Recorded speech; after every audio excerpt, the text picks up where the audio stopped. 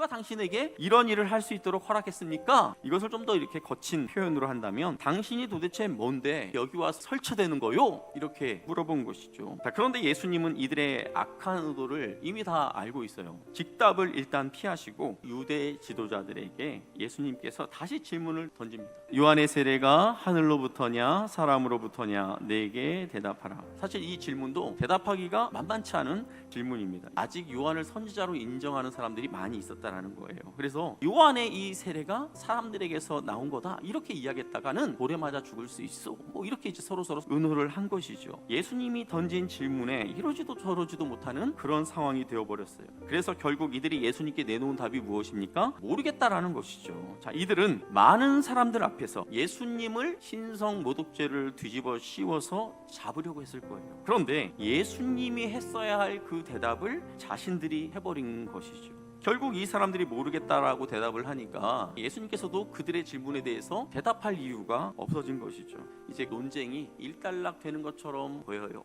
그런데 그게 아니었던 거예요. 예수님의 반격이 시작됩니다.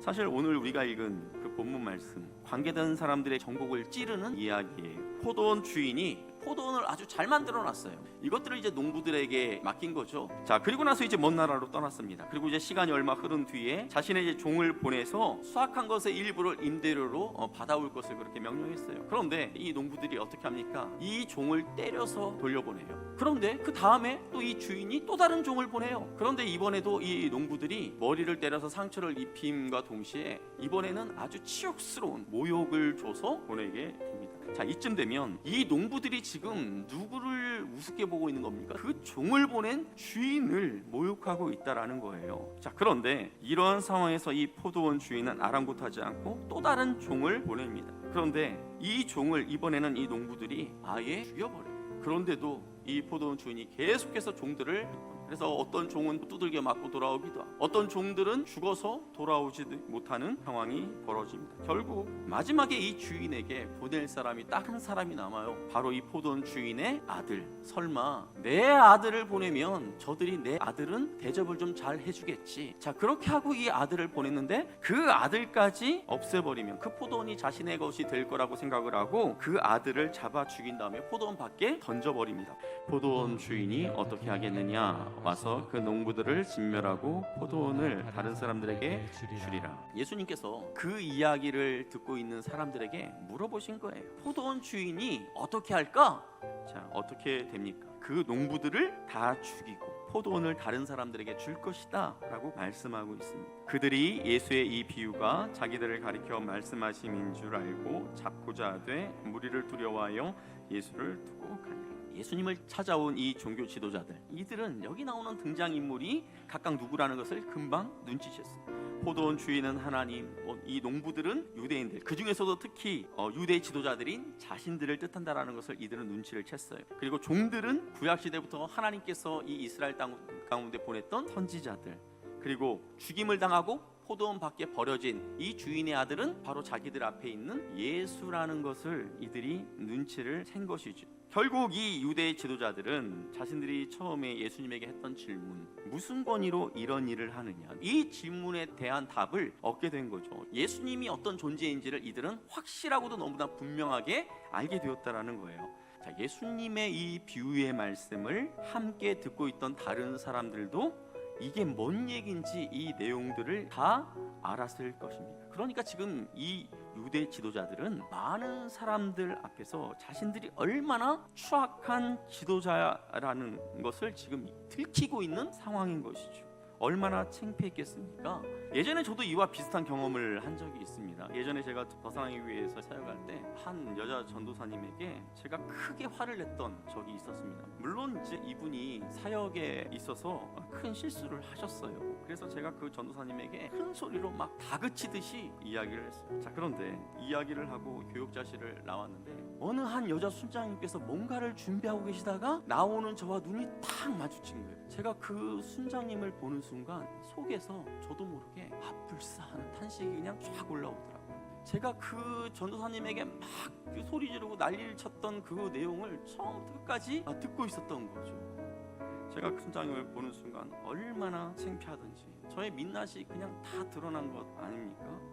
그런데 제가 오늘 이 말씀을 준비하면서 더 부끄러운 것이 무엇인지 아십니까? 제가 그 순장님에게 들켰다고 해서 부끄러워서 막 어쩔 줄 몰라 하면서 정작 하나님 앞에서는 더 심한 죄악들을 제 마음 가운데 갖고 있으면서도 뻔뻔스럽게 버티고 살고 있었다라는 것이죠.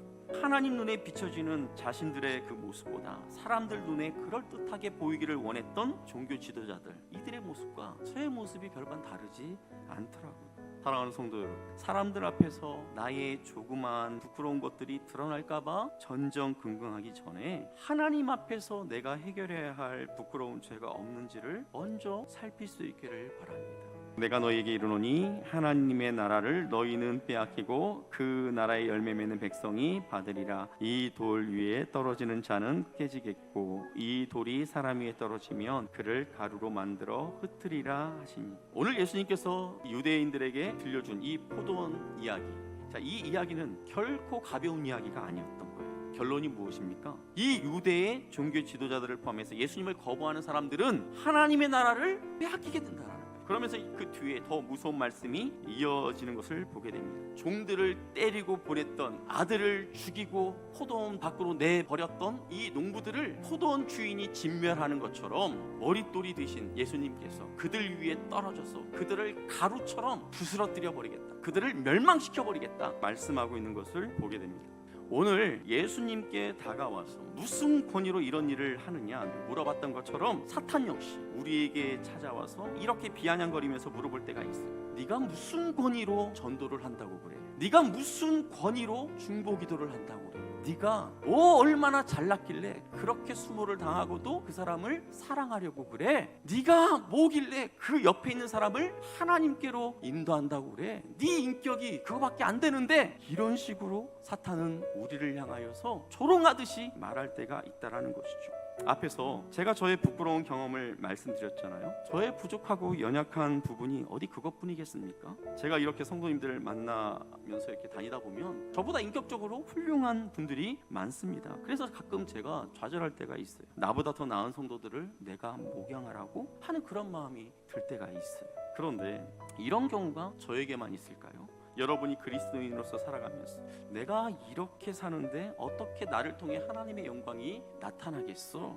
인격이 이거밖에 안 되는데 어떻게 나를 통해서 예수 그리스도의 향기가 드러나겠어? 하는 그런 생각이 들 때가 있지 않습니까? 이것이 우리의 마음에서 나오는 소리인 것 같지만 사실 이런 마음은 사탄이 우리의 마음을 그렇게 주장하는 거예요. 이때 우리는 우리 예수님께서 그 유대의 종교 지도자들을 향해서 반격을 가했던 것처럼 저와 여러분도 우리를 공격하는 사탄을 향해 크게 한 방 먹일 수 있어야 한다는 거예요. 예수께서 나와 말씀하여 이르시되 하늘과 땅의 모든 권세를 내게 주셨으니 그러므로 너희는 가서 모든 민족을 제자로 삼아 아버지와 아들과 성령의 이름으로 세례를 베풀고 내가 너희에게 분부한 모든 것을 가르쳐 지키게 하라.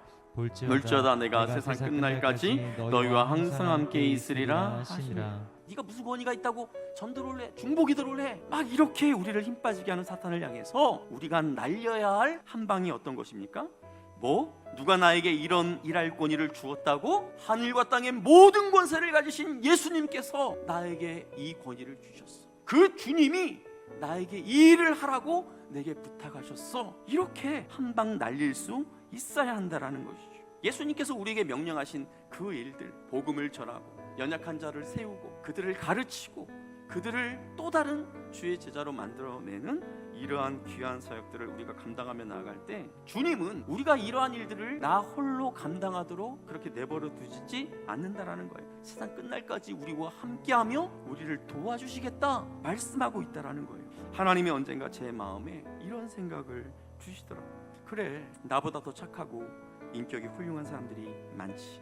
그렇지만 하나님이 왜 나를 목사로 세웠을까? 아마 성도들에게 말씀을 가르치라고 세웠겠지. 또 가르칠 뿐 아니라 나의 부족함을 알고 끊임없이 하나님의 말씀 앞에 비추어 보면서 내가 변화하려고 몸부림치는 이러한 모습을 성도들에게 보여주라고 내게 이 일을 맡기신 것이 아닐까 하는 그런 생각을 하게 되었습니다. 사랑하는 성도 여러분, 우리를 위해 죽임을 당하여 포도원 밖에 버려졌지만 부활하셔서 하늘과 땅의 모든 권세를 가지신 그 예수님이 지금 저와 여러분을 돕고 계신다는 사실을 꼭 기억하시기를 바랍니다. 그 주님의 도우심을 우리가 기억하면서 사탄의 그 어떤 공격에도 담대한 믿음으로 맞서는 하나님의 거룩한 자녀가 될 수 있기를 우리의 주인 되신 예수님의 이름으로 축복합니다.